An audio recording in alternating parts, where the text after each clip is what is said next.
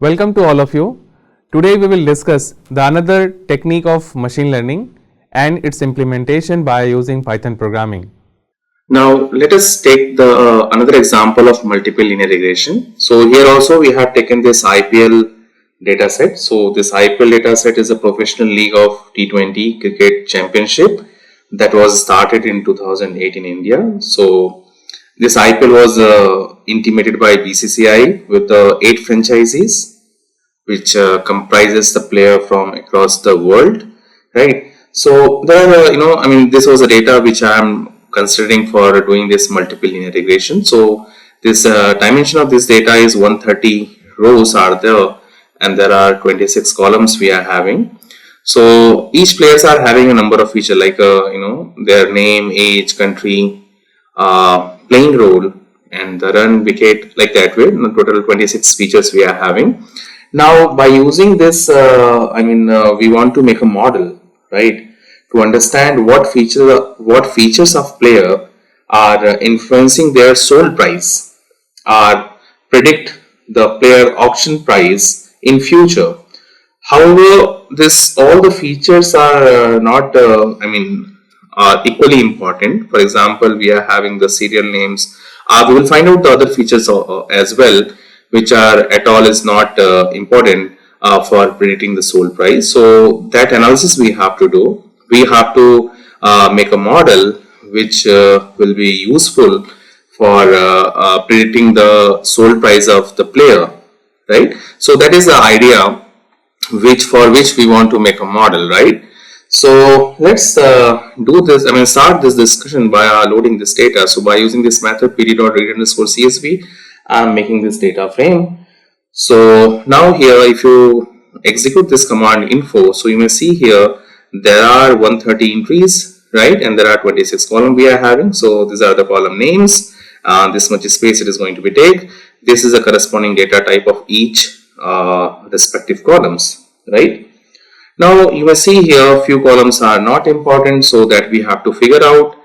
We also know that over this data frame, by using this few commands, we can do the slicing so that we can have a glance about the data frame. So here, for understanding the data frame values, we have done this ilog we have used so that we can have an understanding about the data entries in the data frame. Okay. Now, if you see this column, so here, as I told you, many features are not important for making a model. Like a serial number is not important at all. Whereas this base price is also not important, because ultimately we want to predict the sold price, not the base price is the starting price of any player who is participating in auctions, right? So that feature is also not important for us. So what I'm going to be doing is most of these features are also numerical, but few features are here categorical. So if you want to include those features for doing this model building, then we need to convert this categorical feature into the numerical one. So that kind of understanding we have to learn over here. So what I'm going to be doing over here is there are few features like age, country, maybe the playing role, captaincy experience are the basically categorical, and this was the value. Let me show you this one. If this age, country, playing role, captaincy experience, as I told, these are the categorical value. Hence we need to encode it before building the model. Now categorical variables cannot be directly included in the regression model, and they must be included. Encoded, right, by using this dummy variables before incorporating in the model building. So that only I did over here. So for that, these are the playing roles. So this part already we have done. Now these are the categorical features, right? So that we have to convert now. So what I'm doing over here, so this qualitative variables, are maybe these categorical variables, as I told you, that should be encoded using this dummy variable method before incorporating them into the regression. So if a categorical variables has n categories, right, then we need around n-1 dummy variables. So in case of this playing role, right, we need 3 dummy variables since there are 4 categories, right? So finding a unique value column like a playing role shows like this all-rounder, bowler, batsman, wicket keeper. So we have to execute this command, right? pd.get dummies, right? By using this playing role, categorical data is going to be converted into numerical one, right? So that is the idea. That is the idea how this categorical value we are going to be converted into the numerical value. Now this p.getDummies method has created 4 dummy variables and has already set variable to 1, right, as variable value in each sample, right.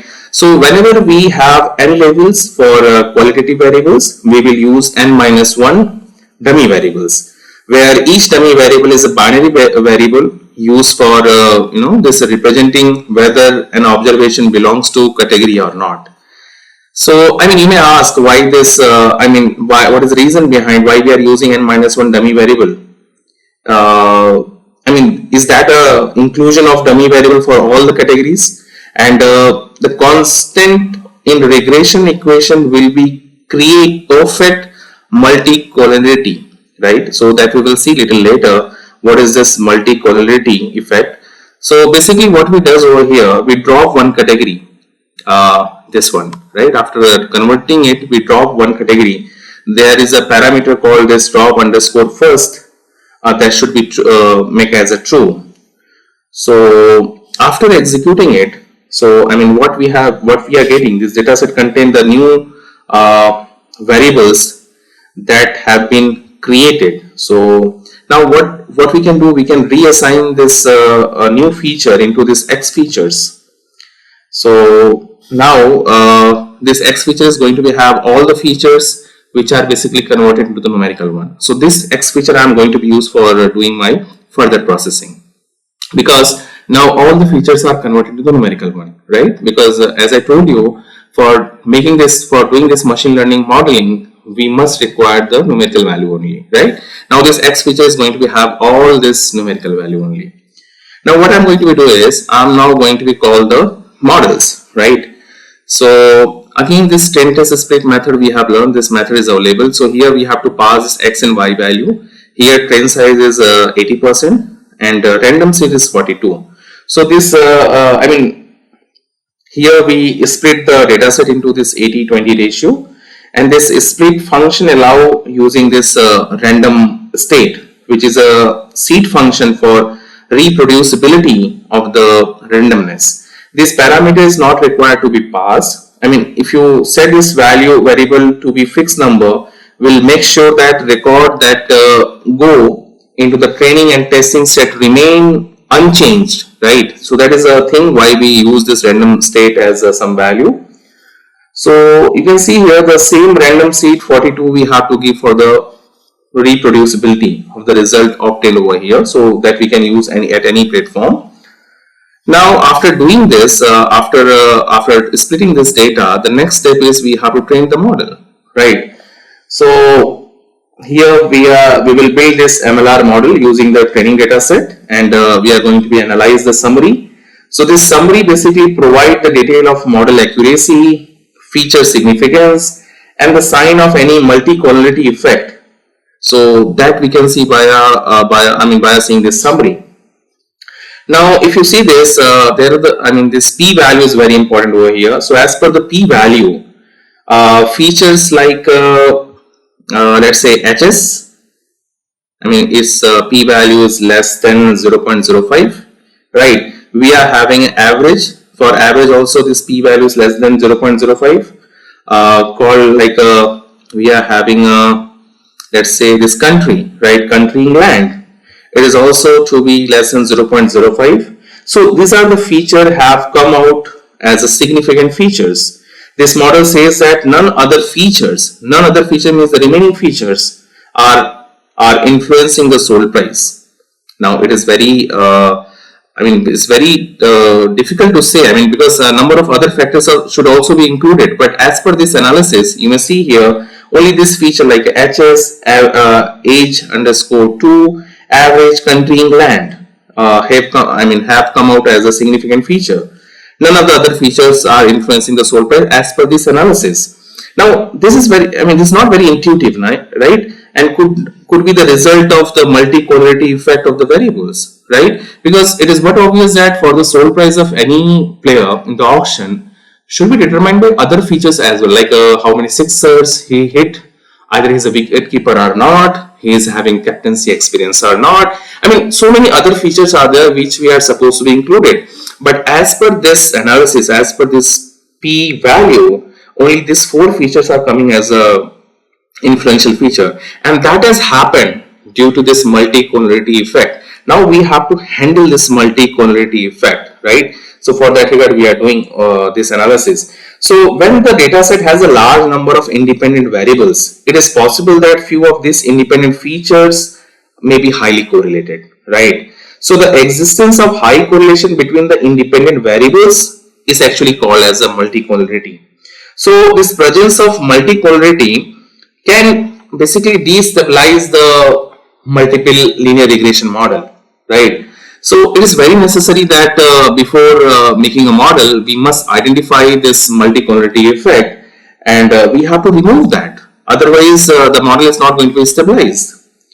So if the multi-correlativity is present, so basically the standard error of estimate can be inflated. The sign of regression coefficient may be different. That is, instead of negative value of regression coefficient, we may have a positive regression coefficient and vice versa. That may be possible, right?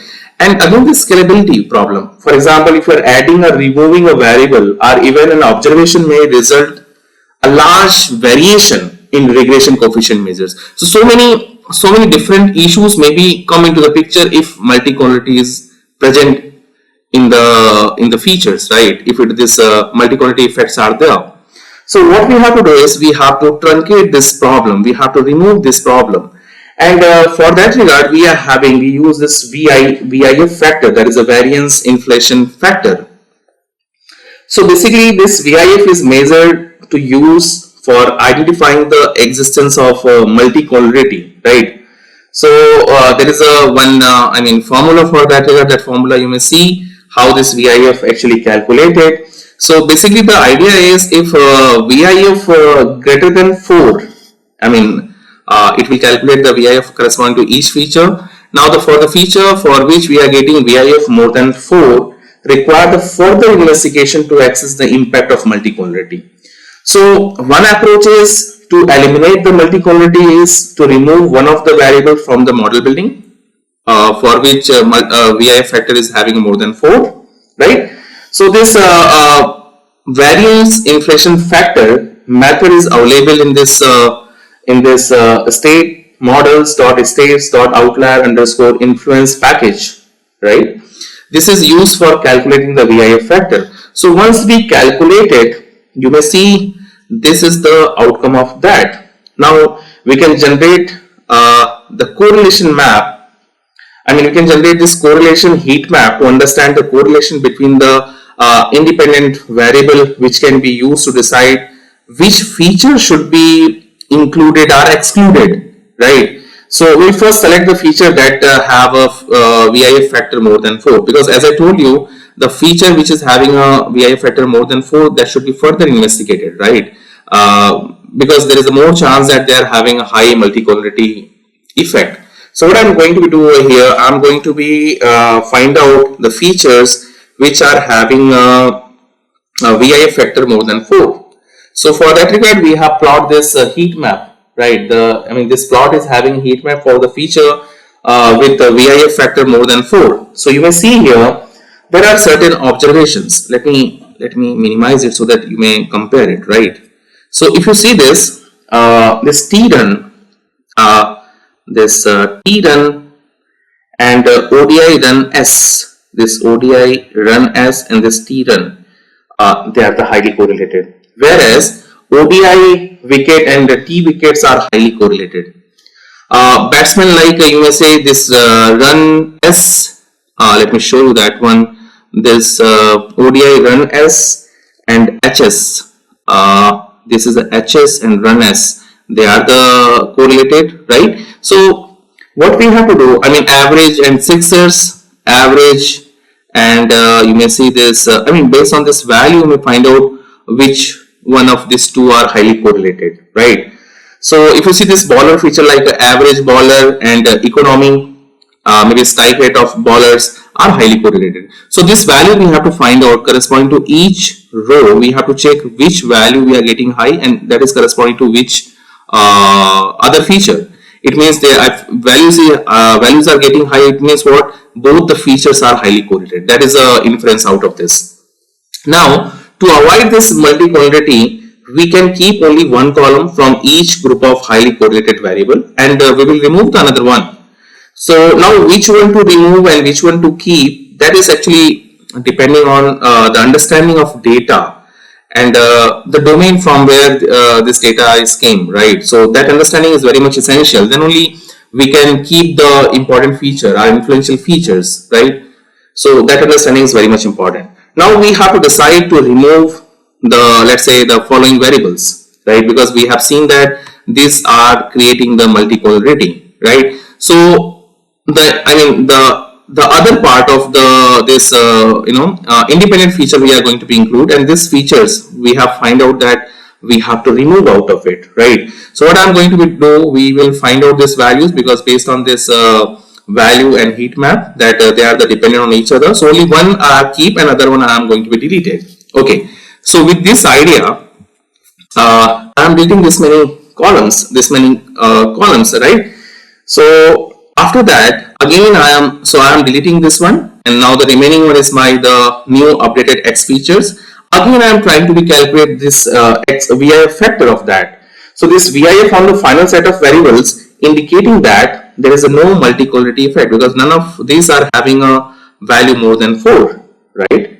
So now we can proceed to build the model with this set of variable which we are having with us. So if I will build the model by using this data, right, after removing this multi-correlativity effect, you may see here this R square value we are getting better, that is 77.5% accuracy, right? So now the another part is p-value. P-value of this coefficient estimated shows whether the variables are statistically significant, influencing response variable or not. So if you see this p-value should be less than 0.05, as I told you. I mean, based on this p-value, if you see this country like if you see this p-value, then country like let's say this India, right? Here the p-value is less than 0.05, right? Country like let's say England is also having value less than 0.05. If you see the other feature like let's say the Sixers, it is also having a value less than 0.05. If you see this captaincy experience, it is also less than 0.05, right? So I mean, these are the features coming out as statistically significant, right? So it means that the feature which should influence the sold price of any player should be depending on whether the player belongs to India or England. That is the meaning of that. How many sixers has the player hit in the previous version of IPL or maybe some other match, other platform. Whether the player has the previous captaincy experience or not. So these are the influential features that we can infer out of this summary, right? So now with this understanding, I mean, one thing we can do now, only just try to pick this influential features, and by using those features only, let us build another model, right? And let's see what value it will give you as outcome. So the idea is, if I am including all the features, I have seen that I am not getting the adequate R square value, right? So what I did, because I am not getting the appropriate R square, so I have figured out that this may be due to the multi-correlativity effect. So I have removed that effect by following this VIF analysis, and after doing that analysis, I have found that still there are only few features are actually there. Still, after removing the multi-correlativity effect also, based on this p-value, only few features are coming out as a significant value. Then why not to capture only those features and again rebuild the model, and let's check how much accuracy it will give you. Either I'm going to be get the better result or not. So what I'm going to do is, again, from based on this analysis, I'm going to pick only this much feature. I'm going to be include this much feature only. Remaining feature I'm going to be drop, right? So maybe, hopefully, because these are the feature, there is no multi-quantity effect. These are the highly influential features. If I am going to be include this much only, then how much accuracy or what would be the model capacity, that actually I want to check. So right, so these are the significant features which I have find it out. Now by using these significant variables only, I am going to be train my model. So what actually it will give you? Now if you see here, all the variables are statistically significant. You may see all this corresponding to all this feature, p-values coming as a less than 0.05. The overall model is significant as a p-value of f statistics is also less than 0.05. You may see this, right? P-value of f statistics is also less than 0.05 percentage. The model can explain this 71.5% percentage of variance in store price, as R square value is 0.715, right? And this adjusted R square value is 0.704%. See, this adjusted R square is the measure that is calculated after the normalization of SSC and SST with the corresponding degree of freedom, right? So that is the value of that. Now see, this regression, there should be some residual analysis, right? The regression should satisfy the residual analysis. Let us do that. Let us do that. Either this are satisfying the residual analysis or not. See, this part already we have learned, right? So this residual should be normally distributed. The variance of residual should be constant. The functional form of regression is correctly specified, and there should not be any kind of outlier. So after getting this residual, they must satisfy these properties, right? So to check this, we have done this analysis. So one of the important assumptions of regression is that residual should be normally distributed. So this can be verified using this PP plot, right? So we will develop a model called this draw underscore PP underscore plot, which takes the model output and draw this PP plot. So if you see this plot, so I mean it shows that this residuals are following an approximately the normal distribution, right? So the next assumption was this one. So the residual plot of homoscedasticity and model specification, right? So the residual plot, I mean, it is a plot between the standardized fitted value and the residual. This residual should not have any kind of pattern. So the residual plot with the shape such as funnel may indicate like that problem is called heteroscedasticity. So any pattern in the residual plot may also indicate the use of incorrect functional form in the regression model development, right? So if you see this outcome of this, it do not shows any sign of heteroscedasticity, right? No funnel like pattern we are getting, right? Now the another important observation is we have to check the influencers, right? So in OLS estimate, we assume that each record in data has an equal influence on the model parameter, right? Which may not be true. We can use this function influence underscore plot to identify the highly influential observations. So leverage value more than 3k plus 1 by n is actually treated as highly influential observations. So if you execute it, you may see this. There are 4 variables and number of observations are 1, not 4. So now we have to check the observation with the leverage value more than 0.178, right? They should be treated as highly influential features. Okay, so with this idea, I have found out that there are if you see this diagram, there are 3 observations, 23, 58 and 83, that have comparatively high leverage with the residual. So now we have to filter out this influential observations, right? So if you filter out, let us see first this observation belongs to whom. There are these 3 parameters, there are 3 rows actually which are having this high leverage value. So this observation do not have a large residual, so it may not be necessary to remove these observations, but if the observations need to be removed, we can remove it by using this method, right? Now, after removing this tree observation, now again you can use the remaining rows for training the model. So that I'm expecting that you all will again retrain the model. Hopefully, this should give you the better result. So that is again, it is up to you. You should do this practice, right? Now, the another problem is we used to do this transformation of the response variable. So this transformation is a process of driving new dependent or independent variable to identify the correct function form of regression model, right? So, for example, this dependent variable y may be replaced by replaced with the model like log y or 1 by y, right? And similarly, this independent variable x may be replaced by log n or 1 by x, right? So transformation in MLR, in multiple linear regression, actually we use to address certain things like if there is a poor fit, maybe low R square value we are getting with the model, so we have to go with this transforming the response variable. This may be we used to follow it when residual do not follow the normal distribution, right? So that is a reason why we are going with this transforming the response variable. Or it may possible that residuals are not homoscedastic, right? So in such kind of cases, basically we go for this transforming the response variable.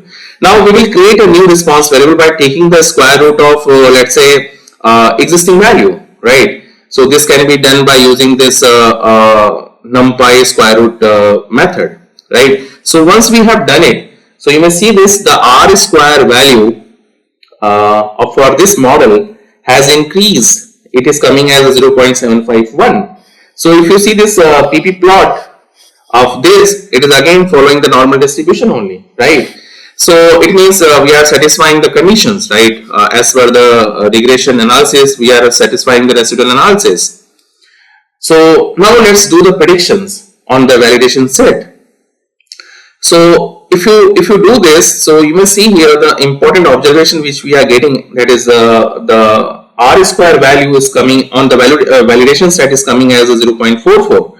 It is quite low compared to the accuracy which was reported by the model on a training data set. See, in training data set we are getting accuracy as a 0.751, that is 75%. But over the validation data set we are getting only 44% accuracy. It's simply, I mean, this could be sign of that model is our model is overfitted, right? Now the another thing is we have to handle that situation, how to remove the overfitting. For that regard, we are having multiple other methods that we will see over the period of time. Let us summarize what we have learned so far in this multiple linear regression. So there are two types of linear regression that we have learned. One is a simple linear regression and another one is a multiple linear regression.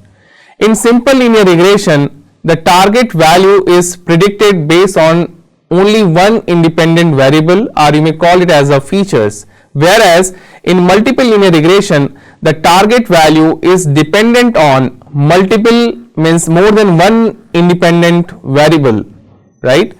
So in this multiple linear regression model, basically it uses the formula y is equal to m1 x1 plus m2 x2 plus m3 x3 plus constant b. So here this x1, x2, x3 is called as the dependent variables, are features, and this m1, m2, m3 is called as the coefficient, or you may also call it as a weight, whereas b is called as intercept. In linear regression model, the score, or you may say the accuracy, can be measured in two ways, either using the score function, or you can also use the R2 underscore score method, right? So two ways you can use for finding out the accuracy of the model. Now the R square values basically represent the square of deviation of the data point. It should be between 0 and 1. So if value is near to 0, the model is not performing well. If value is near to 1, the model is performing well and the accuracy level is going to be very high. Thank you.